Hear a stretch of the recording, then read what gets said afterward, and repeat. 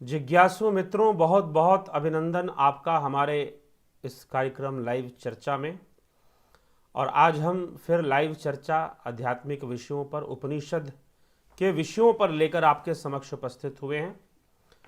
और आज का जो विषय है, सूक्ष्म शरीर, पंचभूत और कर्मों से रहित है आत्मा, कर्मों से परे है आत्मा। तो आत्म तत्व को समझाने का बहुत ही गूढ़तापूर्वक जो कार्य है वो उपनिषदों में ही हुआ है। उपनिषदों का मुख्य विषय ही आत्मा है।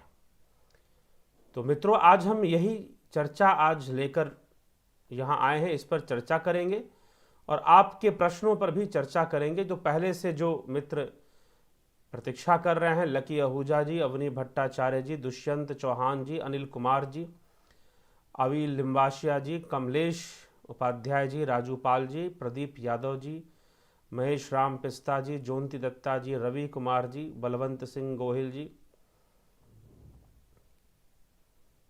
फिर हिरेन सप्रिया, चलिए जो भी नाम है, सपारिया, जय श्री कृष्ण जी, दिनेश शर्मा जी, सुधीर जमवाल जी, जगत नारायण जी, देवरतन जी।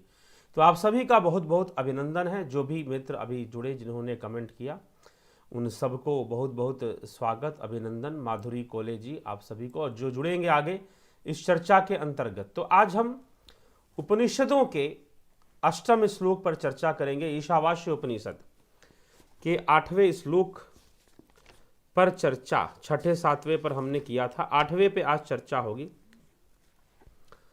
और यह श्लोक क्या कहता है? प्रयाग शुक्र काय मवर्ण सप्रयगाक शुक्र मकाय वर्ण मस्त्राविरंग शुद्ध पाप विधम्म कविर मनीषी परिभू स्वयंभूर यथा तथ्यतो अर्थान व्यद्धाक्षास्वतभ्य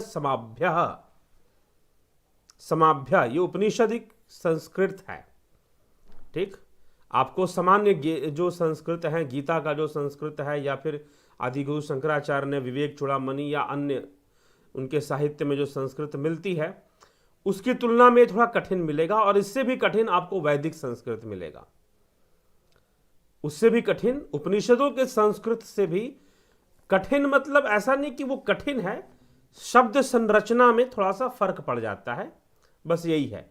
तो थोड़ा सा वैदिक संस्कृत जो है, बिल्कुल वेदों का जो प्रोनाउंसिएशन है, उच्चारण है, वो थोड़ा सा और कठिन होगा, क्योंकि बड़े बड़े वर्ड्स आपको मिलेंगे, ज़्यादा संधि किए हुए वर्ड शब्द मिलते हैं। तो संधि का प्रयोग बहुत अधिक होता है संस्कृत भाषा में। तो यही चीज़ है। और शब्दों की संरचना ऐसे होती है जिससे कि संधि होती है, ज़्यादा, अधिक से अधिक संधियाँ हो जाती हैं।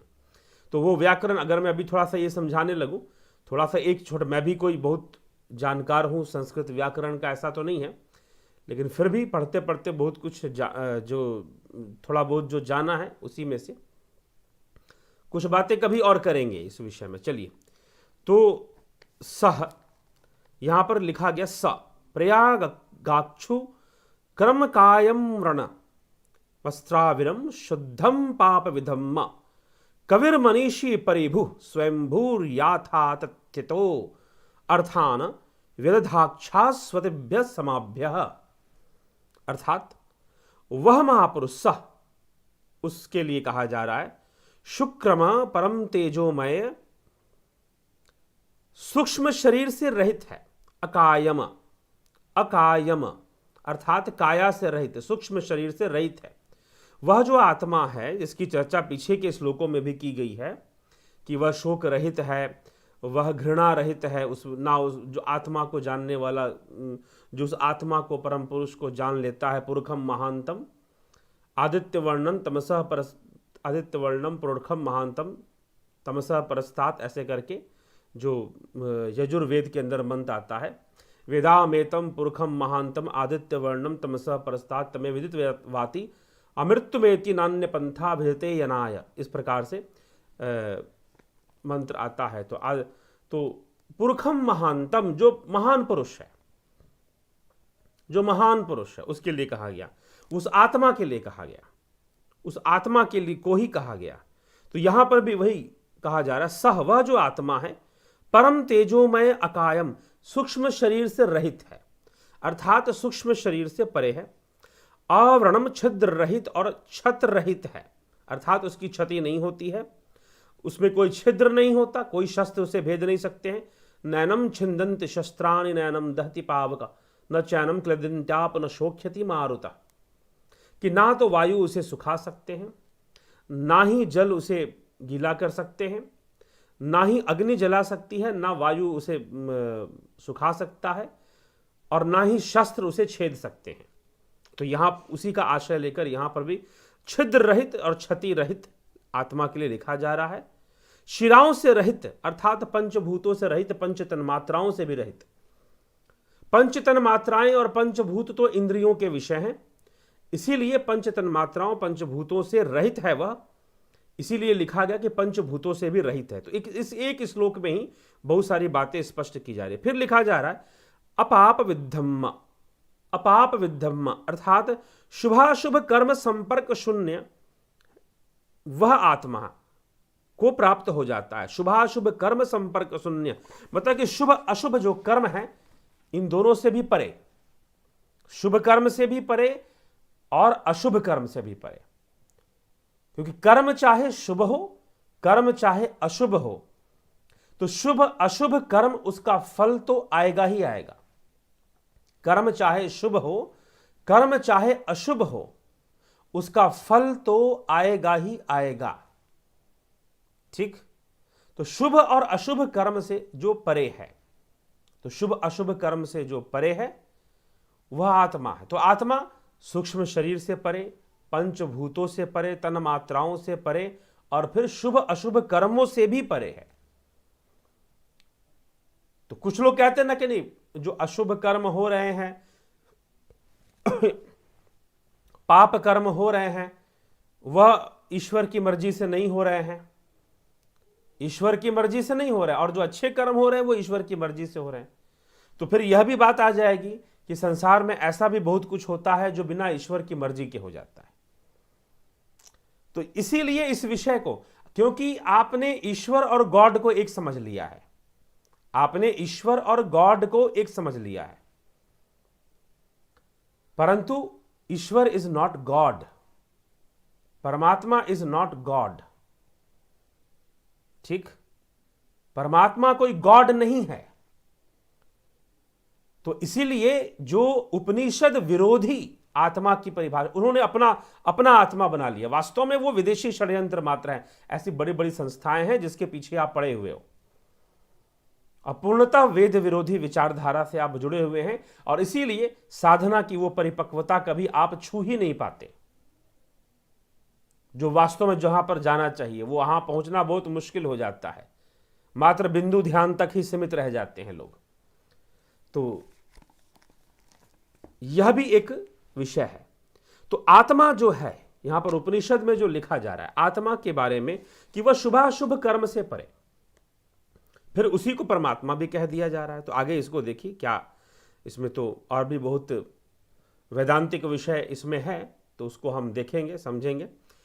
तो कहते हैं कि सर्वद्रष्टा है, प्रेगात प्राप्त हो जाता है, कवि ही सर्वद्रष्टा, मनीषी ही सर्वज्ञ एवं ज्ञान स्वरूप परिभु सर्वोपरि विद्यमान एवं सर्वनियंता, स्वयंभू स्वेच्छा से प्रकट होने वाला, स्वेच्छा के वशीभूत, स्वास्थ्यभ्य अनादि है, अर्थात शाश्वतभ्य, शाश्वतभ्य जो शाश्वत है, शाश्वतभ्य मतलब शाश्वत है, समाभ्य काल से परे है, यथा तथ्यतः सब प्राणियों के अनुसार यथा योग्य है, अर्थान संपूर्ण पदार्थों की रचना करते आया है।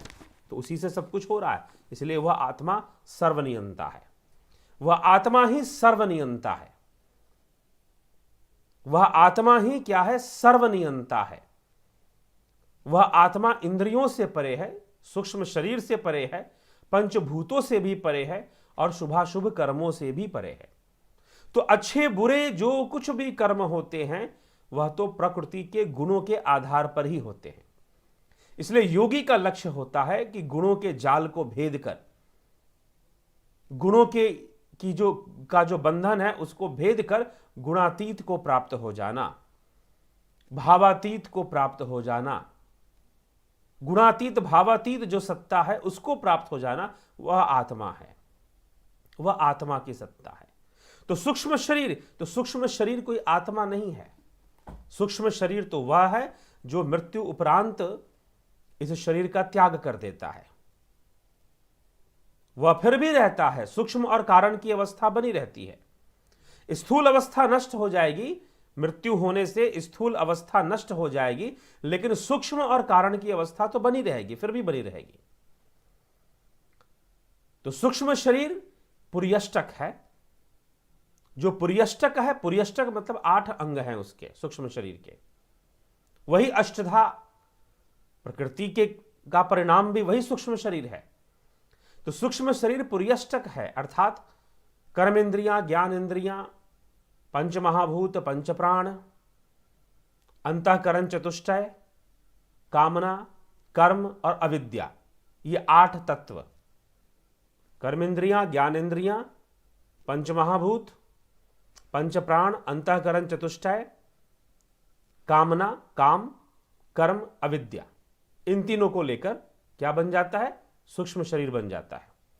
तो यह 8 को लेकर, ये 8 हो गए, अभी मैंने गिन के 8 बताए, तो इन 8 को लेकर क्या बन जाता है? सूक्ष्म शरीर बन जाता है, और जिसे हम पुर्यष्टक कहते हैं। पुर्यष्टक उसे कहा गया, विवेक चूड़ामणि के अंतर्गत उसे पुर्यष्टक कहा गया है। तो यह हमें समझने की आवश्यकता है। तो मित्रों, यह भी ये जानने की आवश्यकता यही है कि हम पुर्यष्टक जो सूक्ष्म शरीर है वह आत्मा नहीं है, वह आत्मा नहीं है।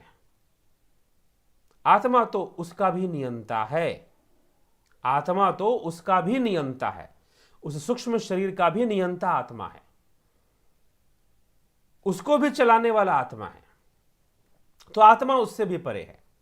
इसीलिए आत्मा पंचभूतों से भी परे है और आत्मा शुभाशुभ कर्मों से भी परे है।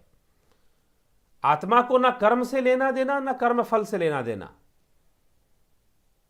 ठीक, तो उसी के विषय में फिर उसे सर्वज्ञ, सर्वद्रष्टा, सर्वव्यापी भी साथ में लिखा गया है इसी श्लोक के अंतर्गत। और शाश्वतभ्य, शाश्वतीभ्य, शाश्वतीभ्य मतलब जो शाश्वत है, समाभ्य, समाभ्य मतलब काल से परे है।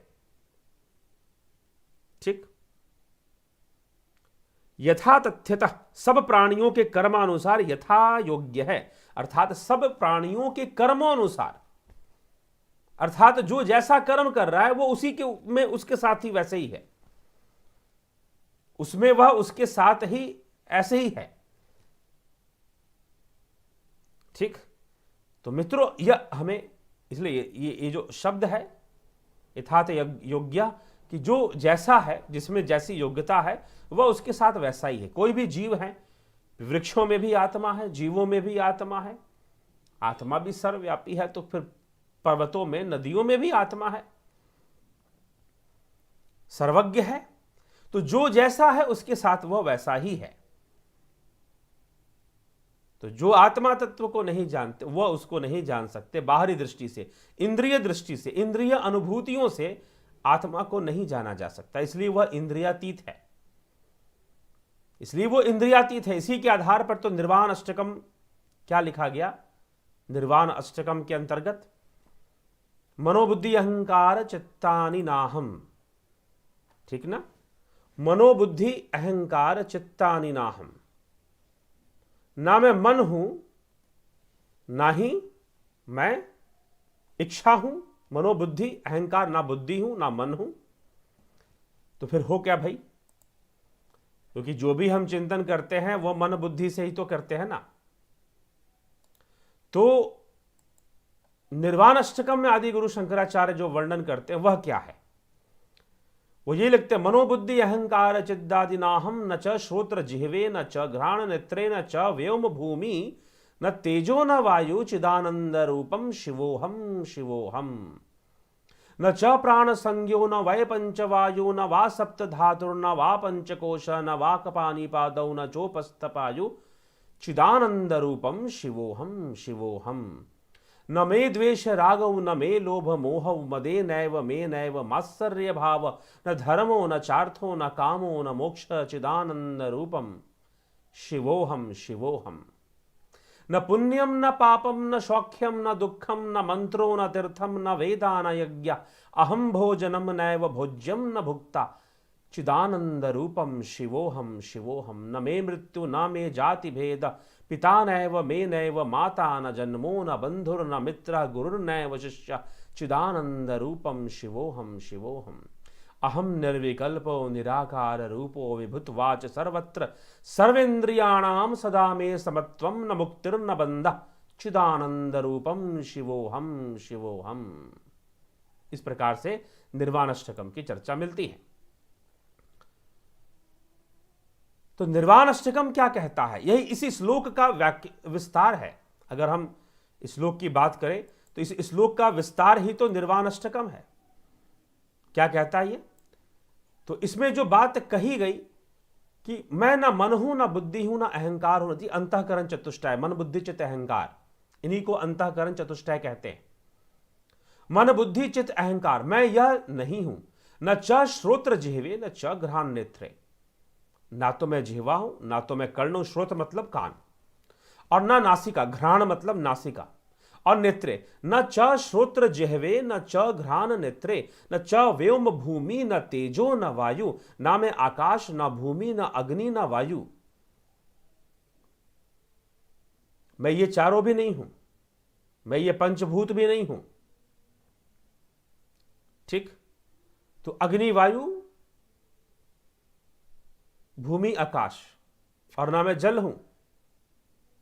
चिदानंद रूपम शिवोहम शिवोहम, ना पंचभूत ना अंतःकरण चतुष्टय ना ही ज्ञानेन्द्रियां, ये जो 5 ज्ञानेन्द्रियां श्रोत्र जिह्वा घ्राण नेत्र त्वचा, न च श्रोत्र जिह्वे न च घ्राण नेत्रे न च व्योम भूमि न तेजो न वायु चिदानंद रूपम शिवोहम शिवोहम। तो मैं इस प्रकार से, मैं तो शिव रूप हूं, मैं तो शिव स्वरूप हूं, मैं तो स्वरूप में ही हूं। तो मैं काल से भी परे हूं, मैं सर्वज्ञ भी हूं और शाश्वत भी हूं, स्वयंभू भी हूं, वो स्वयंभू ही है। न च प्राण संज्ञो न वै पंचवायु, ना मैं गतिशील न प्राण आधार न पंचवायु, 5 प्रकार के जो वायु बताए गए हैं, अपान व्यान उदान समान प्राण, ये पंचवायु हैं। तो न गतिशील, ना मैं गतिशील, न च प्राण संज्ञो न वै पंचवायु न वा सप्त धातु न वा पंचकोश, ना मैं सप्त धातु हूं ना मैं पद पाणी न संगा अंतरंग ना ही 5 अंगा, मैं यह भी नहीं हूं, 5 अंग भी नहीं हूं मैं, कर्मेंद्रियां जो हैं।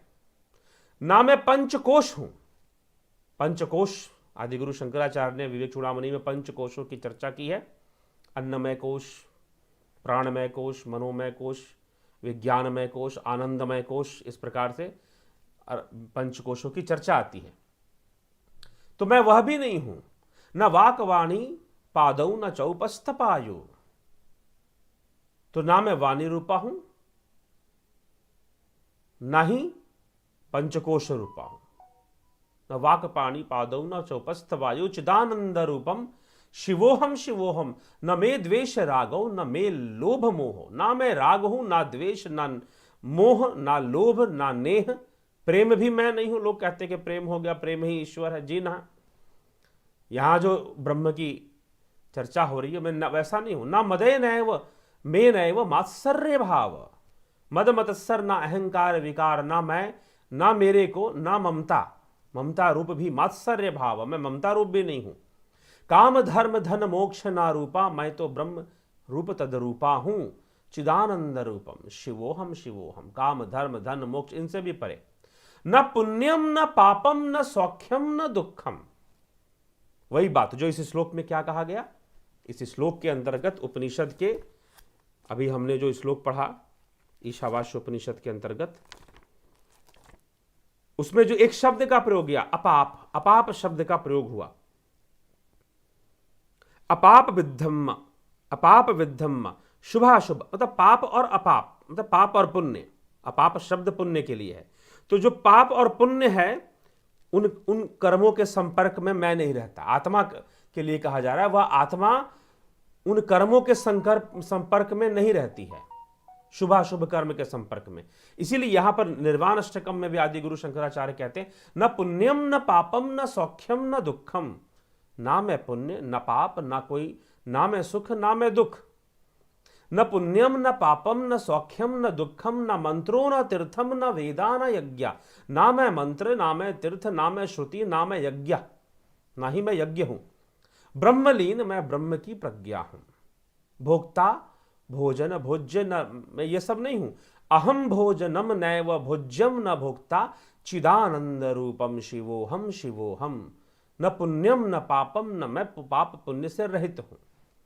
मुझ में पाप पुण्य नहीं है, न सुख है न दुख है, न मंत्र है न तीर्थ है। तो इन सब से मैं रहित हूं और वह चिदानंद रूपम शिवोहम शिवोहम। न मैं मृत्यु न मैं जाति भेद, ना मैं मरण हूं ना मैं जन्म हूं ना ही मुझ में जाति है। पिता नैव मैं नैव माता न जन्मो, ना मैं पितु न माता न गुरु न मित्र और ना ही मैं जाति भेद हूं। न बंधुर न मित्र गुरुर नैव शिष्य, ना मैं गुरु और ना ही मैं शिष्य हूं। चिदानंद रूपम शिवोहम शिवोहम। अहम निर्विकल्पो निराकार रूपो विभुतवाच सर्वत्र सर्वेन्द्रियाणा सदा में समत्वम न मुक्तिर न बंध चिदानंद रूपम शिवोहम शिवोहम। तो इस प्रकार से यहां निर्वाण अष्टकम में यह चर्चा आती है।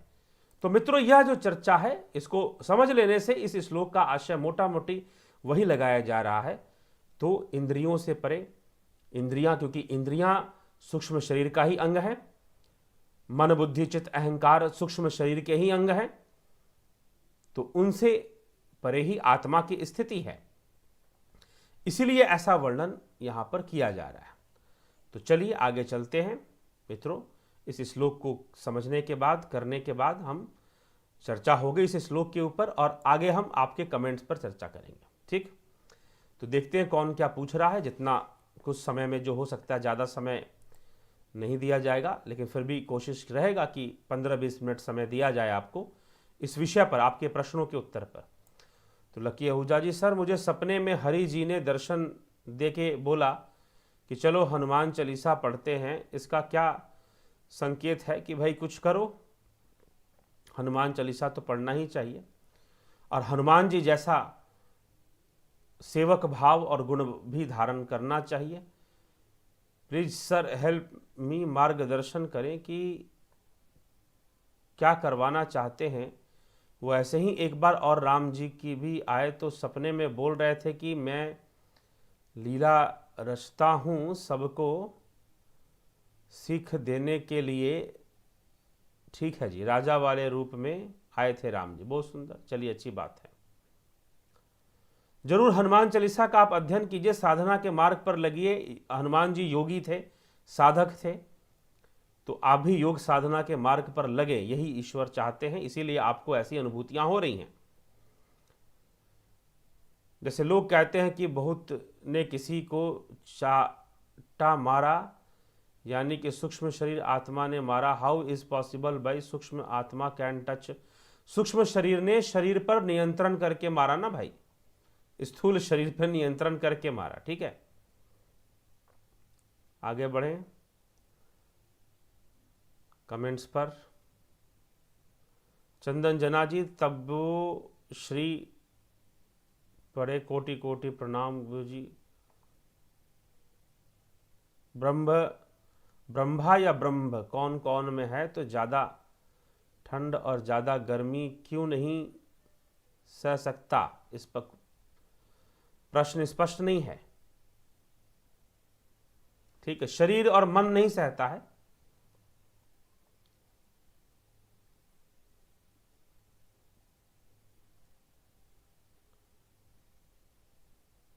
क्या आपके जानकारी में आत्मा का साक्षात्कार करने वाले योगी को जानते? कृपया नाम बताएं। नहीं पता जी नाम। सर जी, क्या आप सेल्फ रियलाइज्ड और एनलाइटेंड पर्सन हैं? आपको क्या लगता है? आप सोच लो खुद ही। ठीक है, मैं बस लोगों का सहयोग कर रहा हूं। बाकी जो लोग जुड़ते हैं वो समझ पाते हैं उनको पता चलता है कि कौन क्या है, कैसे है। मैं यहां घोषणा कर दूंगा कि मैं एनलाइटेंड पर्सन हूं, तो आप मान लोगे क्या? मैं घोषणा कर दूं कि मैं सिद्ध पुरुष हूं, मान लोगे? तो फिर आपसे ज्यादा मूर्ख और आपसे ज्यादा फिर ढोंग करने वाला, ऐसी ये दृष्टिकोण ही तो फिर पाखंडियों को एक सहायता प्रदान करती है ना। वाणी के माध्यम से, शब्द जाल के माध्यम से तथाकथित गुरु लोग अपने शिष्यों को यही समझाते हैं कि हम सिद्ध पुरुष हैं, लेकिन समय आता है सब कुछ सामने आ जाता है कि कितनी सिद्धि है कितनी नहीं है। तो यह प्रश्न ही गलत है। आपके अगर आप ये जानना चाहते हैं कि मैं एनलाइटेंड हूं या नहीं हूं, तो उसका यह तरीका नहीं है कि आप यहां कमेंट करके प्रश्न पूछेंगे। ठीक है जी, हाँ, क्योंकि आप बाहर से जितना भी जानने की कोशिश करेंगे उतना भ्रमित होने लग जाएंगे, क्योंकि यह बाहरी विषय ही नहीं है, यह बाहरी विषय ही नहीं है। तो यह समझकर चलना चाहिए। ज्योति दत्ता जी, गुरु जी, जब कोई लोग अविद्या के कारण शरीर को ही सत्य मानते हैं तो उसका आत्मा का प्रति कोई अनुभूति नहीं होता, तब लोग किस अवस्था को प्राप्त होते हैं? तो फिर वो शरीर में बद्ध रहते हैं और मृत्यु के उपरांत भी शरीर के बंधन में रहते हैं, और शरीर में अत्यधिक भोग विषयों में लिप्त होने के कारण नीच योनियों में भी जन्म लेते हैं। उनकी यही गति होती है।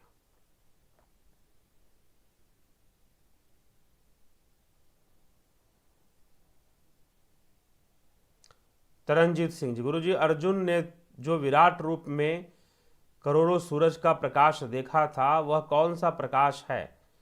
क्या कोई रोशनी वाला प्रकाश था या कुछ और था? वो अंतर जगत का ही प्रकाश था।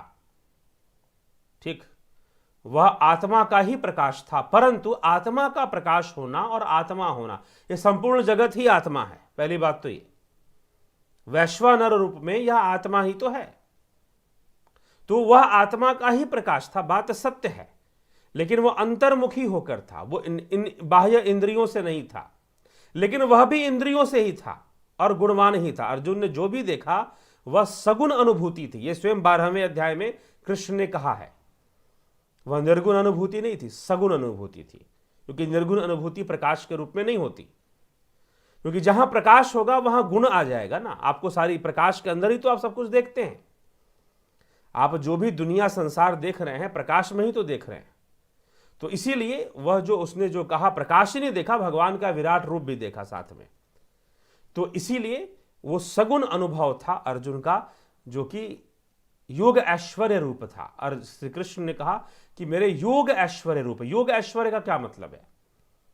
जो योग के द्वारा जाना जाए, योग करते हुए जाना जाए, जो योग के द्वारा प्रकट हो जाए। तो भगवान कृष्ण ने अर्जुन को योग विद्या प्रदान की, तो योग के माध्यम से ही अर्जुन को वह सब दिखाई दे रहा था, योग के माध्यम से। इसलिए उसे योग ऐश्वर्य। ऐश्वर्य का क्या मतलब है? भगवान ने कहा योग ऐश्वर्य रूप। जो श्लोक आता है, दिव्यम ददामि ते चक्षु पश्यमय योगमैश्वरम, मैं तुझे दिव्य चक्षु प्रदान करूंगा और तू मेरे योग ऐश्वर्य रूप का दर्शन करेगा। मैं तुझे दिव्य चक्षु प्रदान करूंगा और तू मेरे योग ऐश्वर्य रूप का दर्शन करेगा। यह श्री कृष्ण अर्जुन से कह रहे हैं। तो यह जो बात श्री कृष्ण ने अर्जुन से कहा कि योग ऐश्वर्य रूप, तो योग सिद्धि, योग ऐश्वर्य का मतलब योग सिद्धि। ऐश्वर्य मतलब सिद्धियां, सिद्धियों को ऐश्वर्य कहा गया है। तो योग ऐश्वर्य, योग सिद्धियों से जो रूप प्रकट हो रहा है। तो श्री कृष्ण ने जो अर्जुन को दिखाया, अपनी योग सिद्धि से दिखाया, अपनी योग सिद्धि से दिखाया, और उस योग सिद्धि से जो दिखा वह सगुण था। वह क्या था? वह सगुण था। तो सगुण रूप का ही दर्शन हुआ था प्रकाश रूप में भी, यह भी समझना चाहिए। निश्चय ही वो अंतर जगत का आत्मा का ही प्रकाश है। आत्मा कह लीजिए उसे, या फिर जीव आत्मा कह लीजिए, उसका प्रकाश है। ठीक, तेज है, वो तेजस लोक का प्रकाश है। जो हिरण्य गर्भ लोक है ना, वो तेजस लोक है, तो उसको हिरण्य गर्भ लोक कहते हैं। तो हिरण्यमय पराकोश है। तो अभी उपनिषदों में भी उसकी चर्चा आ जाएगी। ठीक, तो इस पर हिरण्य लोक की चर्चा आ जाती है। हिरण्य भगवान, ऐसे तो सूर्य को भी कहा जाता है, लेकिन हाँ, वो सूर्य का ही एक वो सूक्ष्म लोक है ब्रह्मा का, वो ब्रह्मा का सूक्ष्म लोक, उसे तेजस लोक कहते हैं। अभी मांडुक्य उपनिषद पे जब हम चर्चा करेंगे, पहले ईशावास्य उपनिषद, फिर केनोपनिषद, फिर कठोपनिषद, ऐसे करते करते मुंडको, फिर मांडुक्य पर हम आएंगे। तो उसमें तेजस लोक का वर्णन है, तेजस लोक। तो तेजस लोक जहां तेज है, तो उसे इसलिए वो तेजस लोक का प्रकाश है। कौन से लोक का प्रकाश है वो? तेजस लोक का प्रकाश। ऐसा नहीं कि अर्जुन ने देखा, कोई भी देख सकता है। अभी हमारे यहां पर ऐसे मित्र हैं, ऐसे लोग हैं, ऐसे फॉलोवर हैं कई जगहों से आपको, जो कि ध्यान करते हुए बहुत प्रकाश देखते हैं और बिना किसी सपोर्ट के वो बहुत ही प्रकाश की अनुभूति करना शुरू कर देते हैं। तो अंतर्घट, जैसे सूर्य प्रकट हो गया, जैसे गोल रिंग जैसा सूर्य का तेज प्रकाश दिखाई दे रहा हो ब्लैक होल की तरह, और कुछ इस तरह से बहुत ही अद्भुत दृश्य दिखाई देने शुरू हो जाते हैं घट के भीतर। तो जो जुपिटर मेंबरशिप, सन मेंबरशिप से जुड़कर कई लोग हैं जो ऐसे ध्यान साधना कर रहे हैं, तो ऐसी कई दिव्य अनुभूतियां वो अनुभव में उनके आने लग जाती हैं। ठीक है मित्रों, तो यह अर्जुन ने देखा था, आप भी देख सकते हैं। कुछ लोग दावा करेंगे नहीं, वो अर्जुन ने देखा, कृष्ण ने कहा, कोई नहीं देख सकता। अरे भैया, गीता सही से पढ़ो। 11वें अध्याय के आखिरी श्लोक में ही श्री कृष्ण कह देते हैं कि जो पूरी ईमानदारी से, भक्ति पूर्वक, श्रद्धा पूर्वक प्रयास करता है, वह मेरे इस रूप को देख सकता है। ये श्री कृष्ण ने श्लोक में कह दिया और हमने अपनी गीता व्याख्या में इसको बोला भी है। तो उस श्लोक पर भी हम, आप कहेंगे तो चर्चा हो सकती है, लेकिन प्रश्न उससे संबंधित नहीं है, तो विषय कहीं और चला जाएगा। तो इसीलिए वह जो प्रकाश देखा वह तेजस लोक का प्रकाश है। ठीक, जो आपने पूछा कौन सा प्रकाश? तेजस लोक का प्रकाश। शिव को सत्य या सनातन या कॉन्शियसनेस क्यों कहते हैं? तभी तो उसे शिवम क्यों कहा जा रहा है? शिवो हम, चेतना के रूप में ही शिव को यहां जाना जाता है। शिवम परम चैतन्यम, शिव ही तो परम चेतना है। ठीक,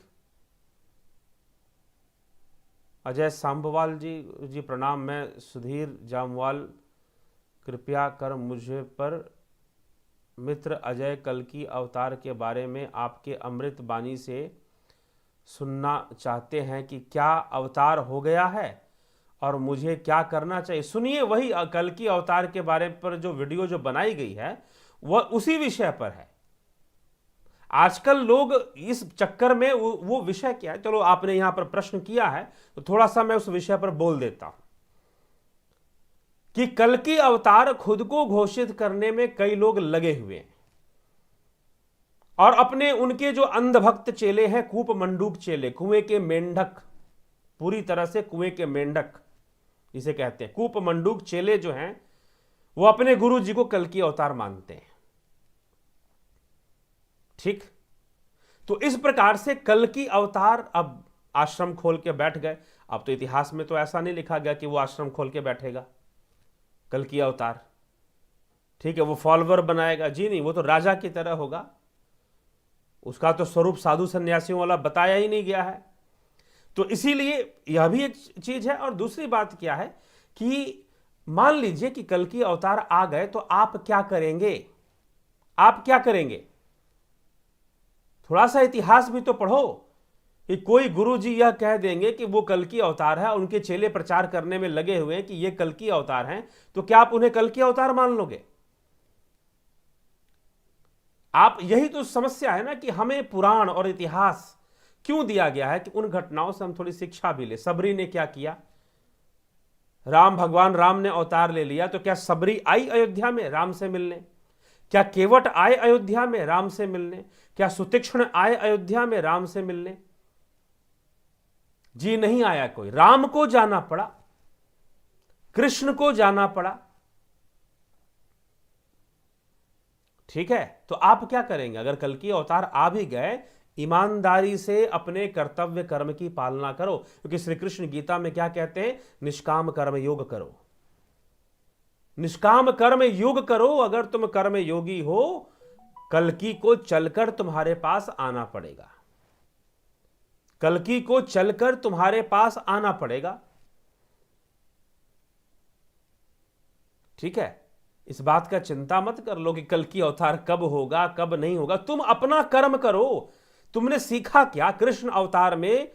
जो भगवान जो उपदेश दे रहे हैं श्रीमद् भगवत गीता के माध्यम से, क्या ग्रहण किया? समस्या देखो यहीं पर है, आप कृष्ण को मानते हो, कृष्ण की नहीं मानते। और जब तक यह समस्या रहेगी तब तक भयंकर समस्या होगा। और मैं बता दूं, इसीलिए मैं ऐसे तथाकथित वक्ताओं और गुरुओं को मैं बिल्कुल ना सुनता हूं ना किसी को कहता हूं, जो सीधा दूसरों को गालियां देने से ही अपना प्रवचन शुरू करते हैं कि तुम अंधे हो, ये हो, हिंदू सोया गया है, ये गया है।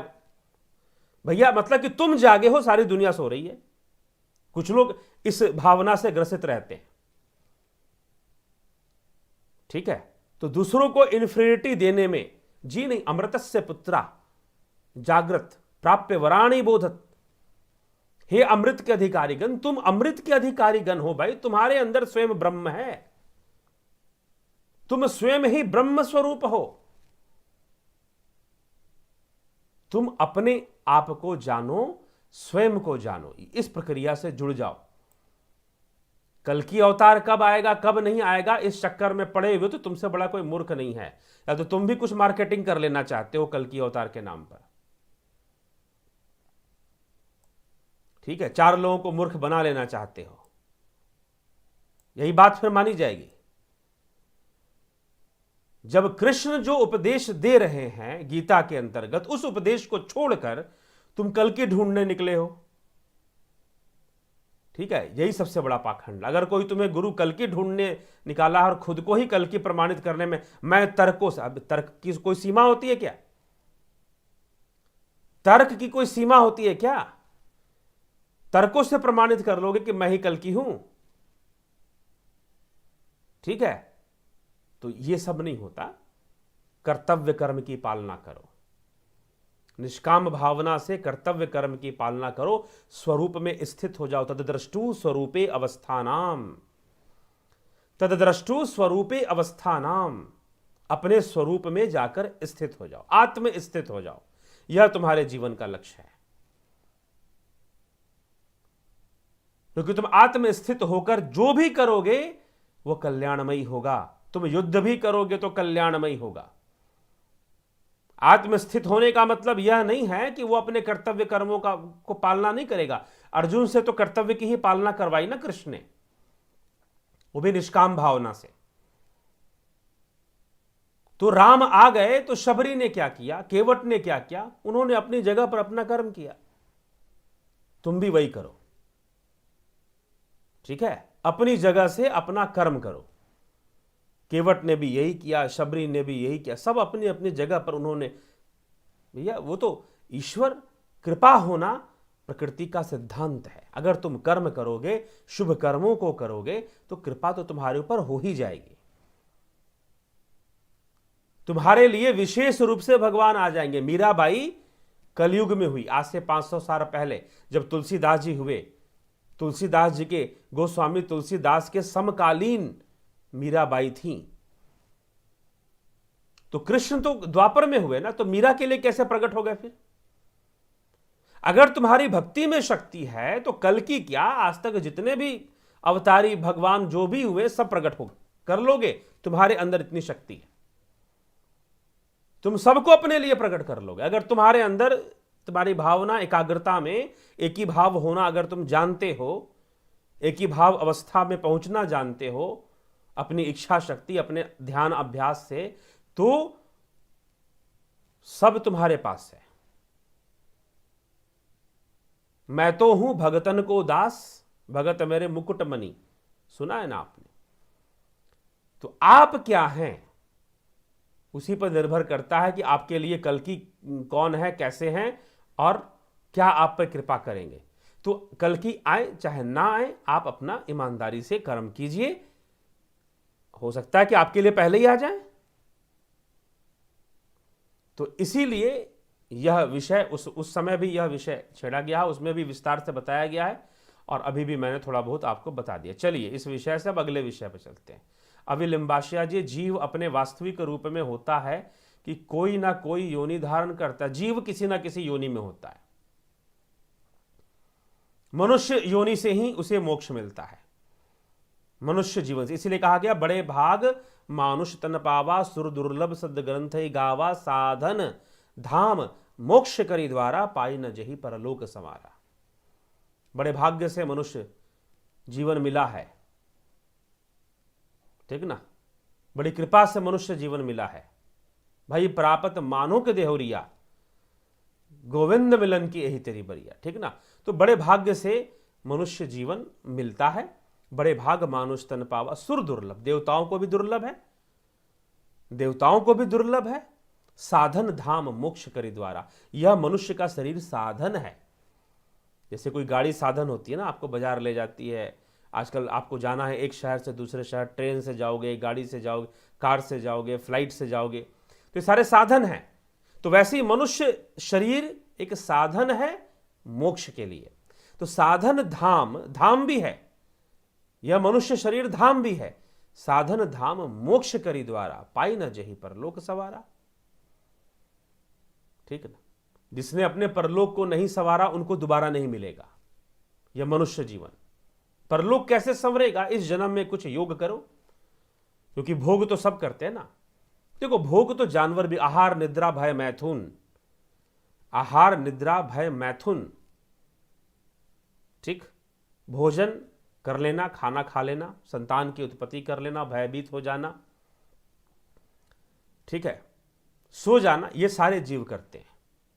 तो यह सारे कॉमन है सबके अंदर ना। Fooding, sleeping, fearing and sex, ये सारी चीजें सभी जीवन लोगों में कॉमन है, सभी जीवों में ये कॉमन है। तो मनुष्य के अंदर विशेष क्या है? योग, भोग नहीं, योग। इसलिए कहा गया धर्मो ही तेषाम अधिको विशेषु, धर्मे नहीं ना पशु भी समाना, कि धर्मो ही तेषाम, जिसके अंदर धर्म ही विशेष है। और धर्म क्या है? धर्मस्य तत्वम निहितम गुहयाम महाजनो येन गता सपंथा। धर्मस्य तत्वम निहितम गुहयाम, जो वह धर्म तत्व जो निहित है, गुहयाम है, हमारे हृदय में स्थित है, हृदय गुहा में स्थित है। धर्मस्य तत्वम निहितम गुहयाम महाजनो येन गता सपंथा, वह पंथ है, वह मार्ग है असली, वहां धर्म बैठा हुआ है, वहां से धर्म का ज्ञान होगा, आत्म साक्षात्कार से अंतर्मुखी होकर धर्म का ज्ञान होगा। तो जिसके अंदर धर्म ही विशेष है वो मनुष्य है, जो योग करना जानता है वह मनुष्य है, अन्यथा भोग तो सभी कर रहे हैं।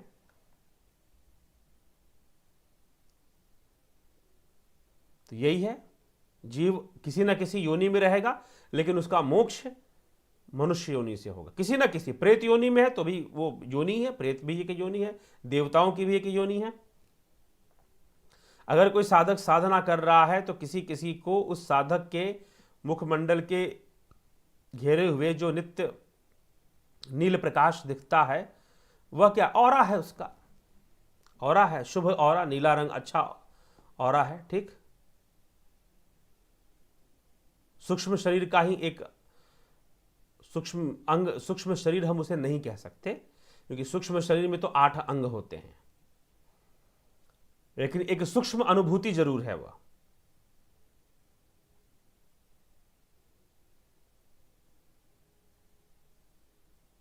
कोई नास्तिक अगर पूछे कि भगवान है कि नहीं, तो उनसे क्या ठोस कारण दें? कोई नास्तिक अगर पूछे कि भगवान, नास्तिक कौन है? पहली बात तो ये, वह जो वेदों में विश्वास नहीं करता नास्तिक है, जो वैदिक मत को नहीं मानता, वेदों में विश्वास नहीं करता, वह नास्तिक है। बस भगवान है कि नहीं, यह तो आप सोचिए कि कैसे आप उसको समझाएंगे कि भगवान है कि नहीं। आप नहीं कहकर भी समझा सकते हैं, आप यह भी कह सकते हैं कि भगवान है, और आप यह भी कह सकते हैं कि भगवान नहीं है। मैं तो उसे यही कहूंगा कि भगवान नहीं है, लेकिन फिर भी मैं उसे घुमा फिरा के ले आऊंगा अपनी जगह पर। तो यह तो व्यक्ति की समझने की आवश्यकता है। जब हम वैसा शास्त्र अध्ययन होगा तो निश्चय ही हम उसके माध्यम और अपनी अनुभूति, हम अपने आप में हमने क्या जीवन में जाना है, हम भी भगवान को बस मानते हैं या जानते हैं। एक होता है मानना, एक होता है जानना। मानने को तो आप कुछ भी मान लो, जो नहीं है उसको भी माना जा सकता है, लेकिन जानना मतलब नॉलेज। तो आपने भगवान को माना है या जाना है? अगर जाना है तो बताइए कि यह जानने का विषय, ये एक्सपीरियंस का विषय, भगवान को मानने का विषय नहीं है। जाने बिनु ना होए प्रतीति, बिनु प्रतीति होए नहीं प्रीति, बिनु प्रीति ना भक्ति दृढ़ाई, जिमि खगपति जल की चिकनाई। तो जाने बिना विश्वास नहीं, प्रतीति नहीं, प्रतीति के बिना प्रेम नहीं। तो जानने का विषय है। जो व्यक्ति को परमात्मा अपनी इच्छा से दर्शन देते हों, वो दृश्य दिव्य चक्षु से होता है। जो हम दिव्य चक्षु से निराकार रूप का दर्शन करते हैं, क्या दिव्य चक्षु से निराकार रूप का दर्शन नहीं होता? ठीक, दिव्य चक्षु से निराकार रूप का दर्शन नहीं होता भैया। निराकार रूप का दर्शन ही नहीं होता, वह मात्र तुरीय अवस्था में प्रतिबिंबित होता है। वह शून्यता का अनुभव है, विचार शून्यता का अनुभव, कुछ नहीं का अनुभव है वह। तो इसीलिए अतुलनीय है, तुलना नहीं कर सकते। तो अतुलनीय है तो शब्दों में, तर्कों में उसकी चर्चा भी नहीं आ सकती है। तो इसलिए निराकार रूप का दर्शन दिव्य चक्षु से नहीं होता। भगवान कृष्ण, तो अभी तो आप शायद प्रारंभ से नहीं सुन रहे इस वीडियो को, इस पर चर्चा हुई है कि भगवान ने जो दर्शन दिया, दिव्य चक्षु अर्जुन को दिया और जो दिखाया वह सगुण था, निर्गुण नहीं था। पितृलोक में जो पितृ दिखते हैं, क्या उनके संस्कार वैसे ही रहते हैं जैसे कि वो जीवित अवस्था में होते हैं? जरूरी नहीं है ऐसा। ठीक,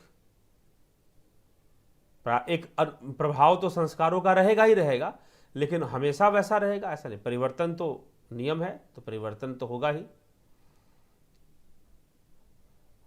हाँ, वो अपने जीवन काल में जो संस्कार इकट्ठे किए हैं उन्हीं को लेकर आगे बढ़ते हैं, ये सत्य है।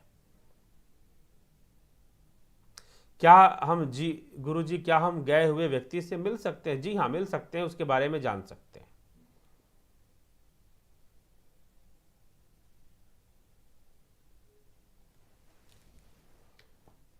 आत्मा क्या है? आज का वीडियो पूरा देख ले, कल का भी देख लीजिए। हमें परलोक नहीं चाहिए, मोक्ष चाहिए, तो फिर साधना करें, योग करें।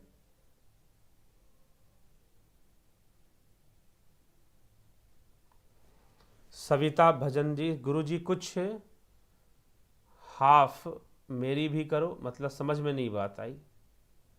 हेल्प मेरी भी करो शायद कहना चाहती, कुछ हेल्प मेरी भी करो। जी हाँ, बताएं किस संदर्भ में। आप व्यक्तिगत रूप से संपर्क करें, कुछ व्यक्तिगत आपकी कोई जानकारी लेना चाहते हैं तो व्यक्तिगत रूप से संपर्क कीजिए।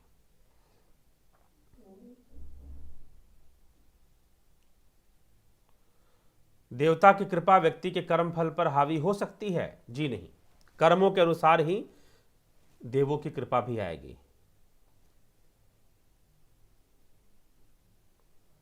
Do Madhavi Sharma ji, do hell and heaven really exists? Some say it is on the planet Earth only. It is the hell and heaven does not exist. This is not Indian concept. This is not Vedic concept. Hell and heaven. Narak and Swarga. Narak and Swarga. So Swarga is not heaven, Naraka is not hell. Okay? स्वर्ग is not heaven, naraka is not hello. तो पहले तो आप ये समझ लीजिए कि स्वर्ग का मतलब हेवन नहीं होता और हेल का मतलब नरक नहीं होता, नरक का मतलब हेल नहीं होता। यह तो अपभ्रंश है और गलत ज्ञान लोगों को दिया गया है। ठीक है, अंग्रेजी प्रभाव में, गुलामी के प्रभाव में यह ज्ञान दे दिया गया कि स्वर्ग का मतलब हेवन होता है। स्वर्ग इज डिफरेंट थिंग। और देवता जो है वो कोई एंजल नहीं है, देवता कोई एंजल नहीं। देवता तो प्रकृति की शक्तियां हैं भाई, भाव रूप हैं, देवता शब्द रूप हैं। ठीक, तो उनको आप इससे कंपेयर नहीं करना चाहिए हेवन हेल से।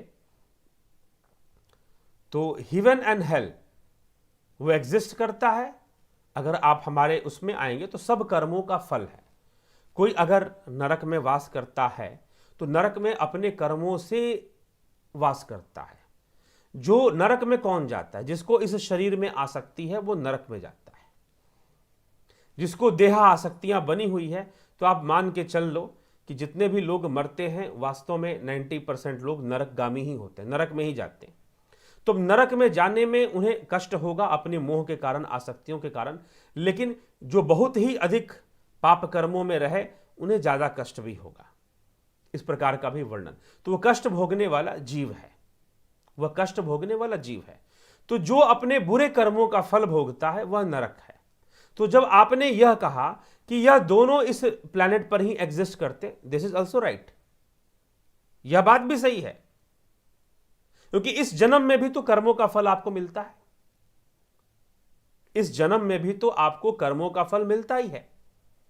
तो इस कारण से आपका यह कहना भी सही है कि पृथ्वी पर ही नरक और स्वर्ग है, क्योंकि कर्मों के फल रूप में। लेकिन इस शरीर को त्याग करने के बाद भी, क्योंकि शरीर मरता है, जीवात्मा नहीं मरती, जीव नहीं मरता, वह नहीं मरता, इसीलिए उसे अपने कर्मों का फल इस शरीर को छोड़ने के बाद भी मिलेगा। उसे अपने कर्मों का फल इस शरीर को त्याग करने के बाद भी मिलेगा। तो फिर वहां भी नरक स्वर्ग तो रहेगा। और इस प्लैनेट पृथ्वी पर अगर हम कहना चाहें कि नरक स्वर्ग है, जी हां, तो कर्म फल के रूप में यहां पर भी नरक और स्वर्ग है। तो इसीलिए therefore swarga is not heaven, naraka is not hell. गुरुजी प्लीज पितृलोक में जो पितृ हैं इस पर वीडियो बनाएं क्या? देखिए सुनिए, आपका कोई व्यक्तिगत प्रश्न है, पितृलोक से बनाया जा चुका है, पहले इस पर चर्चा हुई है। तो पितृलोक से अगर आपको कोई जानकारी विशेष चाहिए तो आप निश्चय ही आप चर्चा कर कर इस पर जानकारी लीजिए, व्यक्तिगत रूप से भी।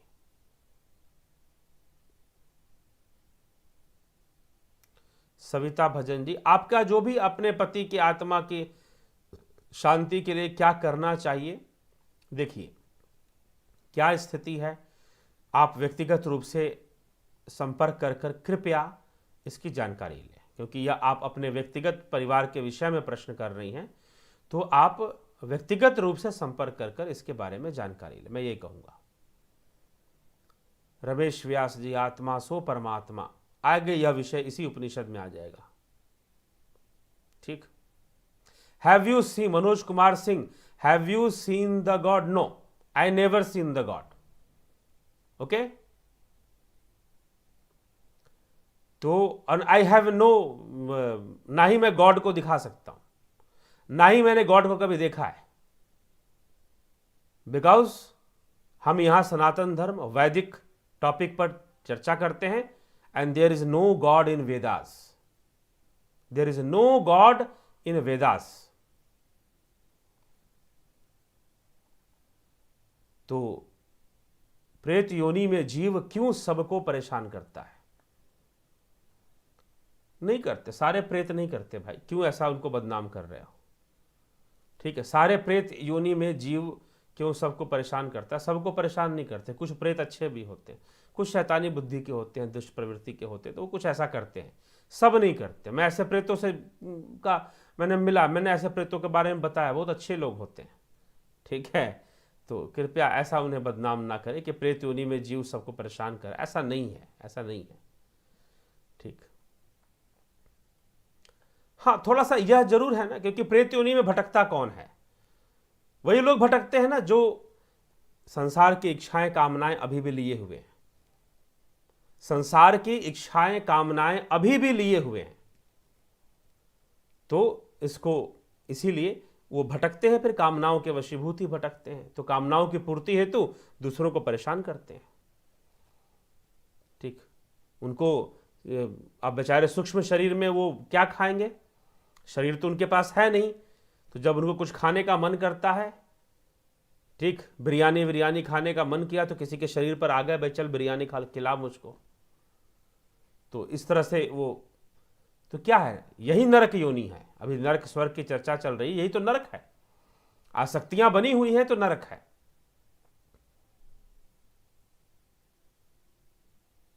कैसे करूं? फोन नंबर दीजिए। फोन नंबर तो सबको ही पता होता है मेरा, इस चैनल के कवर पेज पर फोन नंबर लिखा हुआ है, इस चैनल के कवर पेज पर फ़ोन नंबर दिया हुआ है, नहीं तो डिस्क्रिप्शन में आप चले जाएं, वहाँ पर भी आपको फ़ोन नंबर, वीडियो के डिस्क्रिप्शन में आप जाएं, फ़ोन नंबर आपको मिल जाएगा। नहीं तो अभी रुकिए, मैं अंत में फ़ोन नंबर जाते जाते दे दूंगा।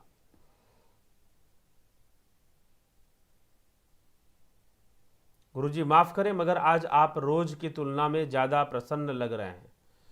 जी ऐसा कुछ नहीं है, हाँ थोड़ा सा मैं प्रसन्न, एक बात बताऊं, क्योंकि 2 दिनों से नेट कनेक्शन का प्रॉब्लम, जैसे ही मैं यहाँ पर आता और लाइव पर क्लिक करता वो इंटरनेट ही नहीं चलता था। इंटरनेट पता नहीं क्या 2 दिन से ऐसा लगातार हुआ है, तो आज ऐसा नहीं हुआ, तो थोड़ी सी मुझे इस बात की प्रसन्नता है, और ऐसा कोई विशेष कोई कारण नहीं है। ठीक है, आज इंटरनेट काफ़ी प्लेन एक धारा में बहता हुआ अपना चल रहा है। कल भी और परसों भी ये समस्या आई थी कि कनेक्शन करते ही लाइव का, पहले से कनेक्टेड था, लाइव का कनेक्शन जैसे ही मैंने किया वैसे ही मेरा इंटरनेट जो है वो डिस्कनेक्ट हो गया। कल भी हो, फिर रिकनेक्ट हो नहीं रहा था जल्दी, तो मुझे बड़ा दुख हो रहा था इस बात का कि भाई मैं समय से यहाँ उपस्थित नहीं हूँ, लाइव में थोड़ा सा ये दिक्कत हो जाती है। और कई बार जो अपलोडेड वीडियोस होती हैं उनमें तो कोई दिक्कत ही नहीं, वो तो आपने अपलोड कर दिया और उस टाइम पर वो अपने आप ही शुरू हो जाती है। लेकिन अपलोडेड वीडियोस में आप लोगों से चर्चा नहीं हो सकती, जैसे यहाँ पर चर्चा हो रही है, आप लोगों से लाइव चर्चा जो हो रही है वो नहीं हो सकती, फिर उसमें ये समस्या हो जाती है। तो किसी दिन तो चर्चा ही, मैं तो किसी दिन आपको 9 बजे के लाइव में सोच रहा हूँ कि सिर्फ प्रश्न उत्तर ही की, किसी दिन सिर्फ प्रश्नों का ही उत्तर, कोई विषय नहीं, ओनली उत्तर चलेगा। चलिए चलते हैं।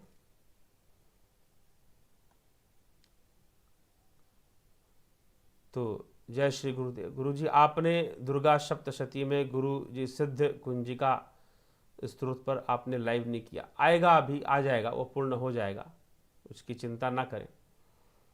और मुख्य विषय जो था वो लगभग, जो दार्शनिक विषय था दुर्गा सप्तशती का, वो हो ही चुका है लगभग। Madhavi Sharma ji thank you so much. Swarga naraka was my question, feeling so grateful to answering. Very beautiful satsang, thank you to you also. क्या व्हाट्सएप पर बताएंगे? जी हाँ। अनूप कुमार भट्ट जी, गुरु जी प्रणाम। यम का भाव अगर कारण शरीर में है तो गरुड़ पुराण में जो जीव का गमन बताया गया है वह क्या है? हाँ, जीव का गमन होता है। यम का भाव, ये स्पष्ट नहीं हो रहा कि यम का भाव से क्या तात्पर्य है आपका। ठीक, तो कारण, यम का भाव अगर कारण शरीर में है तो कारण शरीर में तो संस्कार होते हैं, कर्म नहीं होते हैं। ठीक, उसे कारण शरीर कहते हैं। वहाँ संस्कार बीज रूप में रहते हैं, कर्म संस्कार, लेकिन कर्म होते नहीं हैं, एक्टिव फॉर्म में नहीं रहते। जब वो एक्टिव फॉर्म में होते हैं तभी कर्म होते हैं, तो एक्टिव फॉर्म में सूक्ष्म शरीर में आते हैं। रमेश व्यास जी बहुत सुंदर ज्ञान जी, आपका भी बहुत बहुत आभार। स्थित प्रज्ञ का लक्षण क्या है? चर्चा की गई है। आप जीना केसीबी जी, आप हमारे गीता के प्लेलिस्ट पर चले जाइए, श्रीमद् भगवद गीता के प्लेलिस्ट पर इस विषय पर चर्चा है, स्थित प्रज्ञ के विषय में।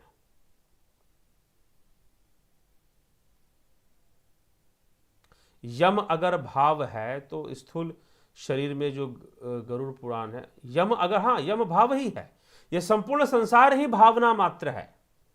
थोड़ा सा पीछे वीडियो में जाइए, इसका एक्सप्लेनेशन दिया हुआ है। संसार ही भावना मात्र है, सब कुछ तो देवता भाव रूप शब्द रूप ही है। ठीक, तो यम भी आएगा तो भाव रूप में ही आएगा। सब कुछ, आपके माता पिता भाई बहन सब कुछ भाव रूप में हैं। इस जितना भी आप संसार देख रहे हैं वह सब भाव रूप में ही अनुभवगम में है। ठीक, तो यम इंद्र आदि कोई देवता उस भाव रूप से अलग नहीं है। देवता क्या आत्मज्ञानी होते हैं? हो भी सकते हैं, किसी किसी के लिए ऐसा कहा जा सकता है, क्योंकि देवता वैसे वैदिक देवता जो हैं जीवनदायिनी शक्तियां ही देवता है। ठीक, उसमें जो दे रहा है, कोई जन्म देने वाला है, कोई मृत्यु देने वाला, वह भी देवता है। प्राण देने वाला वह भी देवता है, अन्न देने वाला वह भी देवता है, विद्या देने वाली वह भी देवी है। कल उनकी पूजा है, बसंत पंचमी, माँ सरस्वती की पूजा होती है उसमें, तो वह भी देवी है, वो विद्या की दात्री है। इसलिए नदी जल देता है, जीवन देता है, नदी भी देवी है। हिमालय भी देवता है, नीम का पेड़ भी देवता है, वह भी जीवन दे रहा है। वनस्पति भी देवता है, मंत्रों के अंदर वनस्पति भी, हमारे वैदिक मंत्रों में वनस्पति को भी देवता माना गया है। ठीक है, तो देवता आत्मज्ञानी होते हैं, यह देवताओं का विषय नहीं है। आत्मज्ञानी होना मनुष्य का विषय है। अगर देवता आत्मज्ञानी होते तो देव योनि में मोक्ष हो जाता ना, फिर देव योनि में फिर मोक्ष हो जाता। लेकिन देव योनि में मोक्ष नहीं होता, मनुष्य योनि में मोक्ष होता है। इसीलिए दुर्लभ है मुमुक्षता को प्राप्त होना, मनुष्यता को प्राप्त होना दुर्लभ है। दुर्लभम त्रयमे वेत देवानुग्रह हेतुकम, देवताओं को भी दुर्लभ है। क्या दुर्लभ है? मनुष्यत्वम, मुमुक्षत्वम, महापुरुष संश्रय, ये तीन चीजें दुर्लभ है। ये तीन चीजें दुर्लभ हैं, तो इसलिए मनुष्यता को प्राप्त करना दुर्लभ है। तो देवता आत्मज्ञानी, हाँ, अगर कोई, जैसे भगवान कृष्ण ने कहा है कि योगी अगर योग भ्रष्ट हो जाता है, अथवा योग भ्रष्ट या अपने मार्ग को पूर्ण नहीं कर पाता है, उसकी मृत्यु हो जाती है, तो वह देव योनि में देवताओं के संग रहेगा और फिर अपने कर्मों के वशीभूत मनुष्य जीवन में आएगा और फिर अपना कल्याण करेगा, अपना मोक्ष करेगा अपनी साधना से। गीता के 6 अध्याय के आखिरी श्लोकों में इसका वर्णन मिलता है अर्जुन के प्रश्न पर। तो जो मनुष्य योगी थे, आत्मज्ञानी थे, अगर वो देव योनि में जाते हैं अपने पुण्य के वशीभूत, तो वो आत्मज्ञानी देवता हो सकते हैं। लेकिन वैसे देवता आत्मज्ञानी नहीं होते, आत्मज्ञान उनका विषय नहीं है। आत्मज्ञान मनुष्य का विषय है, इसलिए मनुष्य योनि को श्रेष्ठ बताया गया है।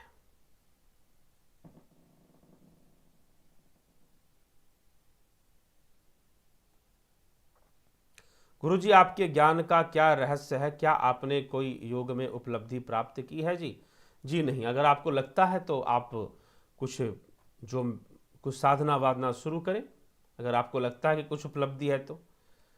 ठीक, हाँ, मैंने अभ्यास किया है, योग साधना की अभ्यास कई वर्षों से कर रहा हूँ, नहीं भी तो कम से कम 17 वर्षों से। 17 नहीं, आपको मैं बता दूं सही तरीके से अगर मैं कहूँ आपको, तो 22 वर्षों से जब मैं 11वीं कक्षा में पढ़ता था, 11th में, तब मैंने महेश योगी का नाम आपने सुना होगा, उनके बताए हुए साधनाओं को मैंने प्रारंभ किया था। उसके बाद और भी कई योगी साधकों के पास आना जाना, सीखना लगा रहा।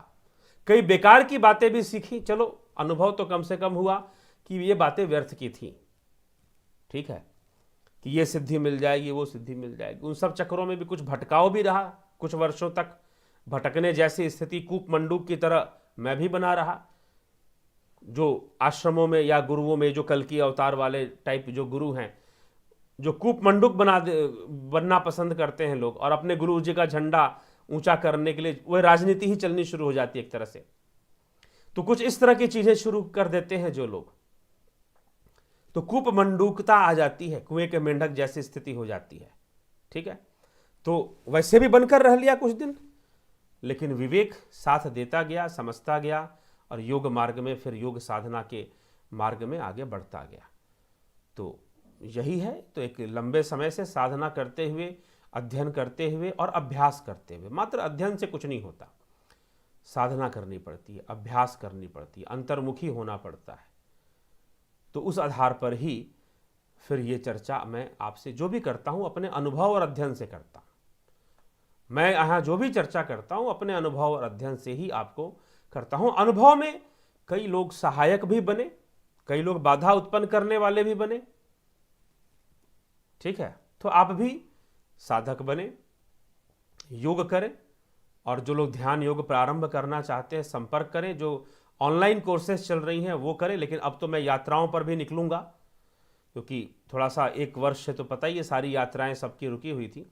तो अब थोड़ा सी यात्रा कुछ दिनों में मैं निकलने वाला हूँ महाराष्ट्र की यात्रा पर।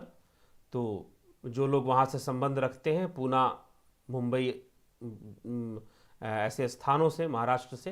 तो अगर समय मिला तो उन लोगों से मिलेंगे भी। आप लोगों में अगर कुछ ऐसे लोग हैं जो मुंबई में हो, पुणे में हो, पुणे में हो, तो निश्चय ही फिर मुलाकात भी कर सकते हैं, मुझसे मिल भी सकते हैं, अगर आपको आध्यात्मिक योग और इन विषयों पर चर्चा करनी है तभी। ठीक, तो यही है।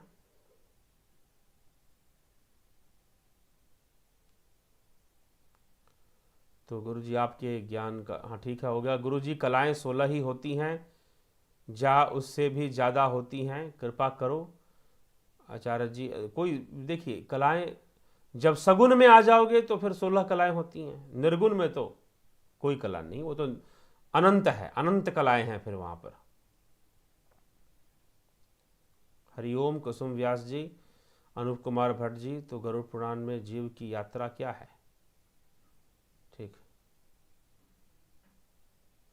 जीव की यात्रा वही है जो गीता में है, जो गीता में लिखी गई है, यम यम वापि स्मरण भावम तस्तंते कलेवरम, उसी के आधार पर गरुड़ पुराण का विस्तार है। गरुड़ पुराण में उसी तथ्य का विस्तार है कि जीव जो है शरीर भी धारण करता है, अपने कर्मों के वशीभूत नीच योनियों में भी जाता है, नरक में भी जाता है, स्वर्ग में भी जाता है। ठीक है जी, लेकिन कर्मों का, इस धरती पर भी अगर जीव है तो अपने कर्मों का ही तो भोग कर रहा है ना। यहां पर भी वो कर्मों को भोग रहा है, वहां पर भी कर्मों का भोग करेगा, और अपने कर्मों के वशीभूत उसे तरह तरह की यातनाएं भी हो सकती हैं। ठीक, फिलॉसफी को समझिए, कथा कहानियों से नहीं, कथा कहानियों के पीछे जो छुपा हुआ दर्शन है वो समझना जरूरी है। जब तक दर्शन समझ में नहीं आएगा, कथा कहानियों से आप सनातन धर्म को नहीं समझ पाओगे।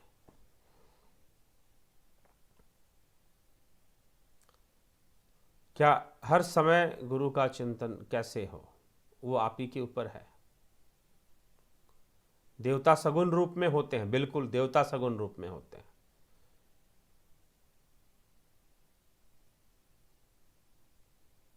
क्या हमारी आत्मा हमारे शरीर में साक्षी रूप में ही है? जी हाँ, हमारी आत्मा हमारे शरीर में साक्षी रूप में ही है।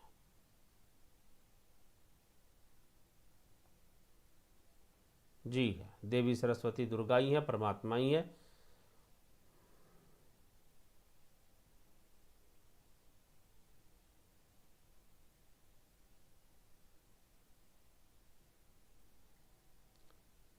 चलो ठीक है जी, साधना में भटकाने वाली बातें भी अंत में बहुत कुछ दे जाती हैं। हाँ, अनुभव दे जाती हैं। थैंक यू ऋषि गमेर टीवी जी, प्रशांत सिंह जी, मांडुक्य कारिका पढ़ाइए। मांडुक्य कारिका का विषय आएगा, चलिए आगे चर्चा होगी मांडुक्य कारिका पर भी। ठीक, जय श्री कृष्ण। लगभग आज काफ़ी समय दे दिया मैंने, बोला था 20-22 मिनट, लेकिन अच्छा समय मैंने आज दे दिया, मन किया, अच्छा लगा, कुछ प्रश्न भी अच्छे आए, चर्चाएं भी अच्छी हुई। चलिए मित्रों, इसी के साथ आज के इस चर्चा को यहाँ विराम देते हैं। बहुत बहुत आभार आप सभी का। तो निश्चय ही एक समय अभी आगे हम लाएंगे। कई लोग कह रहे थे कि ज्योतिष के ऊपर भी नियमित चर्चा आप शुरू करें, क्योंकि मेरा जो दृष्टिकोण है ज्योतिष के प्रति वो निश्चय ही अलग है, उसमें आध्यात्मिकता आ जाएगी, उसमें आध्यात्मिकता ज़्यादा आएगी।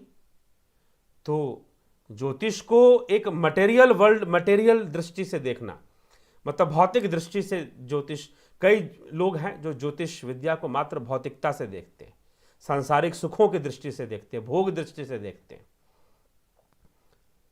लेकिन आध्यात्मिकता से ज्योतिष के विषय को समझना वह भी जरूरी है। तो उस पर भी चर्चाएं आएंगी, और जो लोग जानना चाहते हैं, तो कभी जन्म कुंडली वगैरह दिखाना चाहते हैं, जानना चाहते हैं, तो आने वाले समय में आपको जरूर उस पर उत्तर भी दिया जाएगा, बताया भी जाएगा। आप संपर्क कर सकते हैं। तो व्हाट्सएप नंबर की बात चल रही थी, मैं दे देता हूं।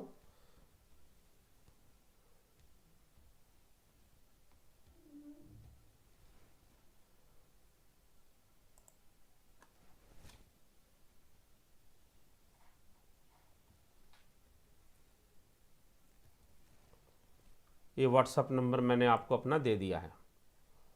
ठीक, तो आप देखिए, सुनिए, जो लोग भी संपर्क करना चाहते हैं पहले कृपया मैसेज करें, चाहे व्हाट्सअप करें, चाहे टेलीग्राम पर करें, चाहे टेलीग्राम व्हाट्सअप यही मैं ज़्यादातर यूज़ कर रहा हूँ।